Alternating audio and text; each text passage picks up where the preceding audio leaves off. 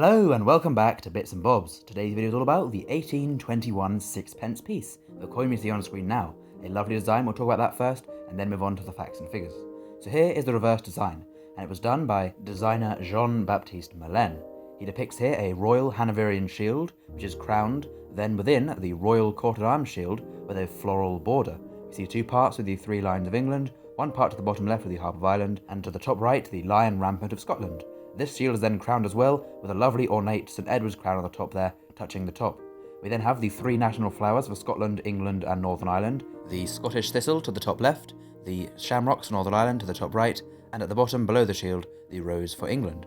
We then have the words and date Anno 1821, so this just means when it was made, what year it was made, in 1821, when this coin was struck. So a lovely reverse design, and we'll now move on to the obverse. Here we can see a portrait of King George IV. This is his first head portrait, or known as the large head, as it was a slimmed down portrait for the second one.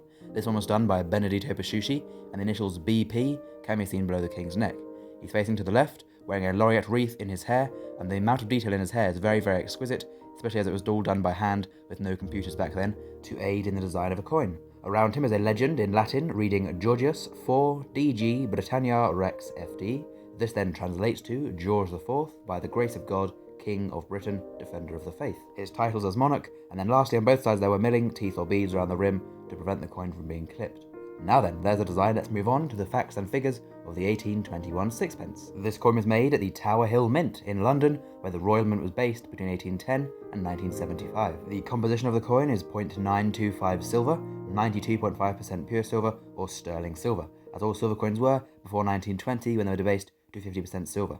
The weight of the coin is 2.83 grams, as had been standardized in 1816, a few years prior, remaining the same until 1967, and the diameter also unchanged since 1816 at 19 millimeters, making it a fairly small coin, one of the smaller coins to see and use in your change. The mintage of the 1821 sixpence is only 863,280, making it a sub 1 million mintage, a rare sixpence, a rare date of sixpence for someone looking out for a rare date or doing a date run. The sixpence piece is of course worth 6p. This is then 1/2 of a shilling or 1/40th of a pound sterling under the old pre-decimal money system. And back in 1821 when the coin was made, a sixpence piece was equal to £3.51 today. So quite a big buying power. £3.51 could get quite a few things today, as could sixpence back then. And then the coin was demonetised in 1980 after serving as a 2.5p for a short while after decimalisation. Now then, moving on to the value of the coin over 200 years later since being minted to a collector. In poor condition it will sell for around £40, fine condition £75, £165 in extremely fine condition, and £300 for one in uncirculated grade with no wear marks or damage on the coin. So there we go, a lovely coin with an absolutely brilliant design and a very, very good history to it as well. So please do comment down below if you have any George IV sixpences in your collection. And please as well do subscribe to the channel if you've enjoyed this video and learned something new.